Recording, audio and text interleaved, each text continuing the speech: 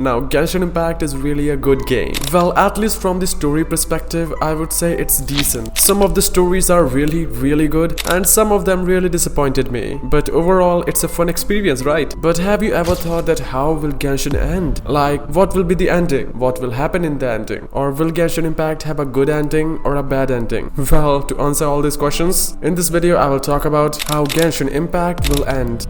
So my number one point is the advanced nations. So we know that there's at least two previous civilizations that were advanced and powerful. One of them was Kandria, and Kandria fought against Celestia with their advanced weaponry, but in the end it was destroyed. If you tell me Celestia have the capability of destroying an advanced nation, what could the Traveler do to oppose Celestia? My number 2 point is the unknown power level of Traveler and the gods in Celestia. In the intro of Genshin Impact, we saw that the twins were at their maximum potential and their maximum powers, and then too they couldn't defeat or even scratch the unknown god. Now how the heck is the Traveler gonna even have the chance to oppose Celestia or even the sustainer of the heavenly principles? I remember when Child asked us how we can be so powerful after we beat him, and the dialogue option where it says, because I am collecting the powers of the 7 elements, or because I am gradually restoring my former power. Well, we all know the Traveler says this, right? So let's just skip years in advance where we have collected all the elements. I still doubt he would be really powerful, and I don't even think the Traveler can even defeat the Savetsa, or even Zhongli, I guess. So that brings to my third point, that the Traveler is too weak. In my opinion, the Traveler can't compare to the gods in Celestia, and maybe near the end it will be all out war where we join forces with the Savetsa or maybe other allies, and I still doubt we can win. Like, we need a power beyond the Archons or gods levels. We need to be beyond the gods power level. Celestia destroying previous